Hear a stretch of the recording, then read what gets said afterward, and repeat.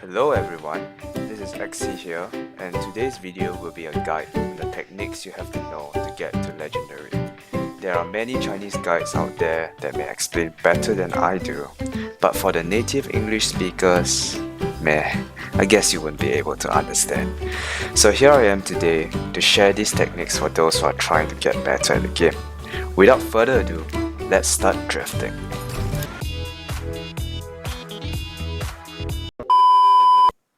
Alright, so there are many techniques we're going to cover in this video, and some of them I don't really know their English names for these techniques, so I'm going to coin these terms myself. If you do know the English terms, you can leave them down in the comments below. So the techniques we will learn will be the Advanced Nitro Drift, Forced Advanced Nitro Drift, Advanced Nitro Drift with Quick Turn, Overdrift, Extended Overdrift, Catapult Overdrift, Double Brake Catapult Overdrift, Advanced Slide Drift, Advanced Overdrift, Nitro Continuation, Slide Drift CW, WCWW Boost, the 3 Fingers Technique. We'll go through the basic handling, the U-shape overdrift, Double Brake Catapult Overdrift, and we'll go through some additional tips like what to do against collisions and how to maximize the performance of your mini boost.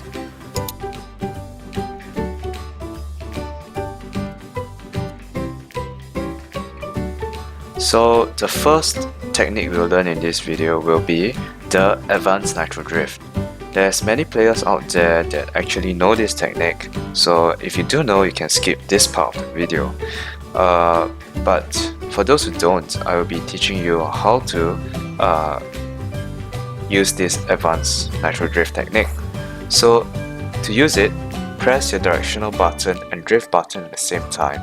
Once the car forms a 45 degrees angle with the wall, you release both buttons. You press down the drift button and any directional button again and complete your CWW boost. The reason that you want to use your Advanced Nitro Drift over your Snap Drift is that the Advanced Nitro Drift exits the bend much faster than your Snap Drift, and besides that, there's actually no other reason. The disadvantages of the Advanced Nitro Drift is that it is quite vulnerable to collisions during the time when you release your drift and directional button, and the amount of nitro that it accumulates is slightly lesser than the Snap Drift, so sometimes you will not want to use your Advanced Nitro Drift, but still the extra time that you get from exiting the bend much faster is worth using it over the Snap Drift most of the time. Do notice that in this following bend where I'm going to use the Advanced Nitro Drift, the drag distance from the bend is around like a quarter to half of a vehicular length. And yeah, this is much faster than the Snap Drift because the Snap Drift usually have around 2 to 3 vehicular length of drag distance before you go off to your CWW. Okay, so I think this bend I used the drag. Yeah, I used the Snap Drift. You see, its distance is quite long as compared to the Advanced Nitro Drift.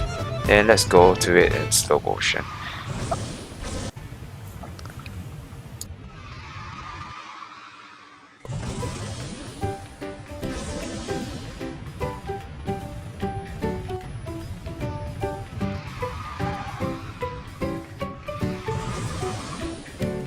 So, have you spotted the difference?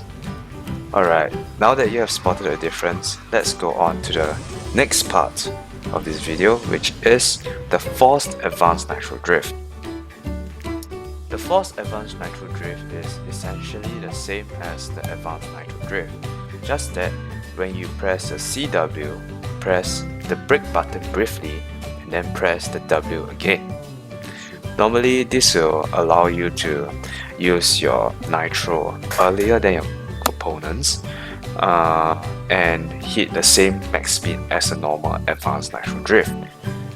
However, this only applies when you press the brakes very briefly. If you press the brake for too long, the momentum from your first W will decrease and your top speed will subsequently be lesser than it should be.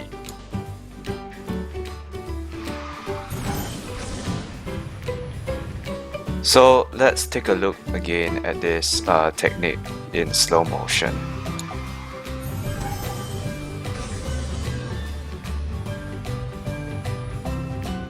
The extended overdrift is essentially the same as a normal overdrift, just that the duration between the two presses of your directional button is slightly longer. The extended overdrift is used when you overdrift slightly too early and will kiss the wall should you overdrift as usual. It is purely used to correct the directional course of your car and is slower than a normal overdrift. Sometimes people also use the brake with the extended overdrift to further correct the course of direction. To do this, press the mini boost, brake, then mini boost again.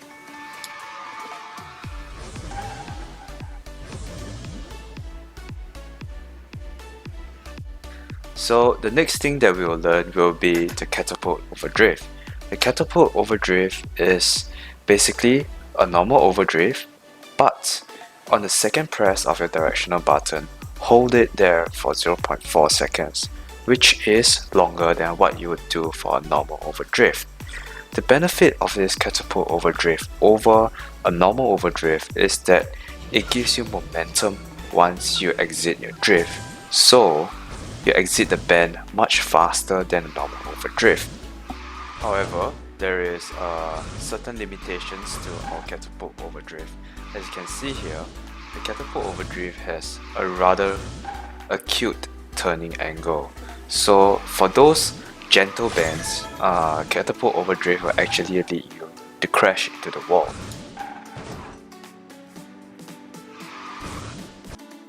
So the next technique we will learn will be the advanced overdrift. The advanced overdrift is combining the advanced nitro drift and an overdrift together. So what you want to do is press the directional button and drift button at the same time, let go of the directional button instantaneously like a normal overdrift, press the same directional button again. Once you hit 45 degrees, let go of your drift and directional button. Then press down on your drift and directional button again and complete your CWW.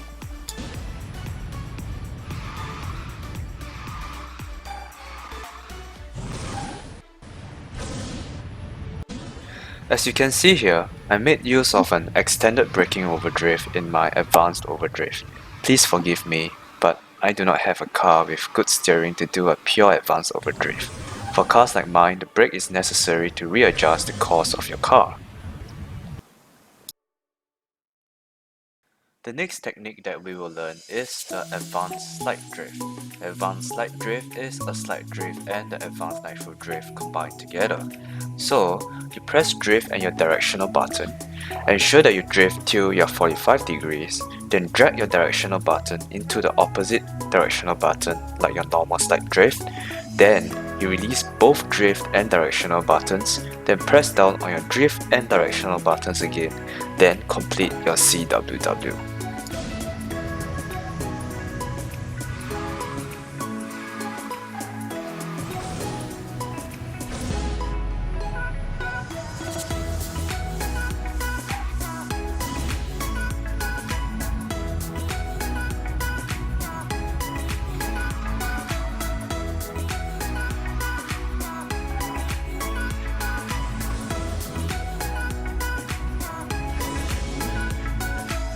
So the next technique that we will learn will be the nitro continuation. Actually, a lot of players know about this, so you can skip this part of the video if you already know. But for those who don't, let me explain what is nitro continuation. In this game, there is a mechanic that allows you to extend the duration of a nitro as long as you have the mini boost to use whenever the nitro time is going to end.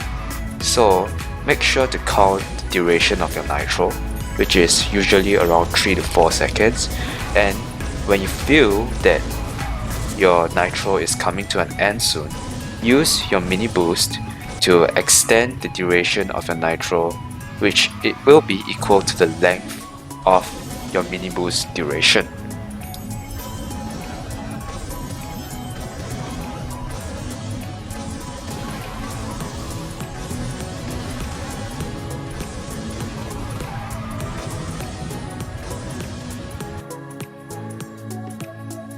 So the next technique that we will learn will be the slide drift CW boost.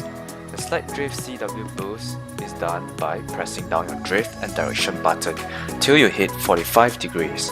Slide your directional button to the opposite directional button, then let go of the drift and directional button, and you'll be able to use your CW. Slide drift CW is used at moderate speeds around 130 to 150 km per hour when your nitro bar is nearly full on a straight and narrow road. Slide drift CW is much faster than your snap drift CWW when the straight road is about to end.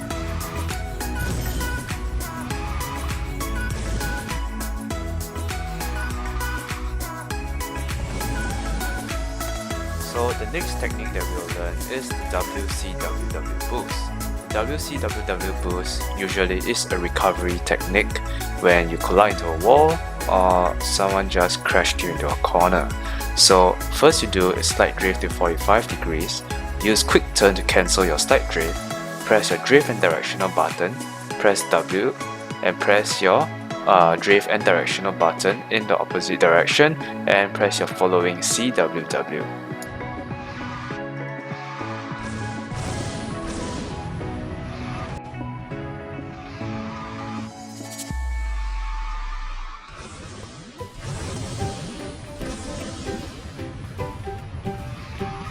So the next technique we will learn is the 3 fingers technique.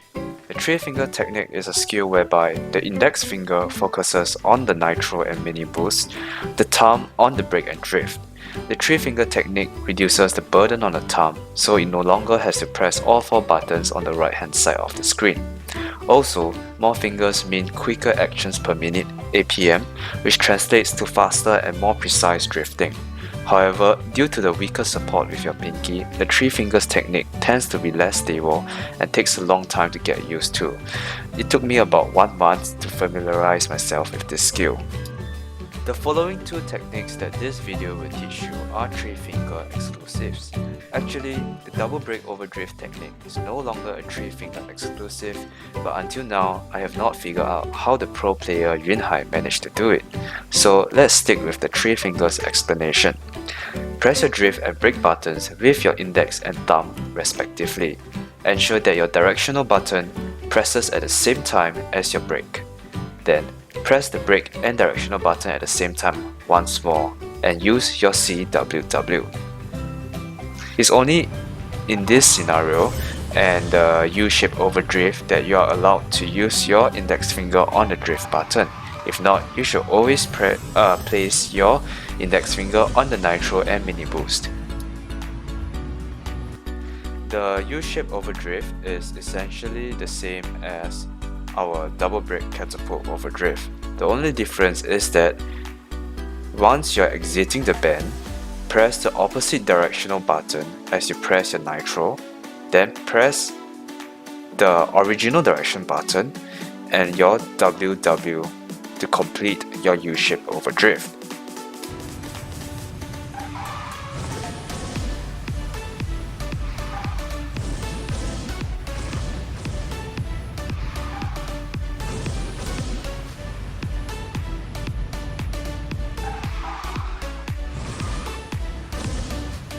Here we learn about the catapult overdrift, but why are we using the U-shape overdrift and double brake catapult overdrift then? The reason is because when you use the brakes and you drift, you are more resistant to collision than a normal drift. Besides, using catapult drift is actually very unstable in situations where you are very nervous or very competitive. You tend to get the timings wrongly, but using the double brake catapult overdrift, you tend to get it out most of the time, so it's more stable. The same goes for the U-shape overdrift. Another benefit is that the double brake catapult overdrift and U-shape overdrift accumulates more nitro than the normal catapult drift. Normally, it will get you around a full tank of nitro on a good A car, whereas for a normal catapult overdrift, it's around 80 to 90% of your nitro tank. So in the end, you still have to use a quick turn to fill up your nitro bar. 2 tips that I have in store will be something I mentioned before, that You use your brakes when you're in a spot between many players, because a braking drift is actually more resistant to collisions than a normal drift. Also, when you are in the air, use your mini boost at the apex of your air time to gain maximum speed. Thank you for listening, and do leave a like on this video if you enjoyed it or found it beneficial. I apologize for the slight stuttering here and there, and some parts of the video quality as well. My internet isn't exactly good, so please forgive me. Thank you.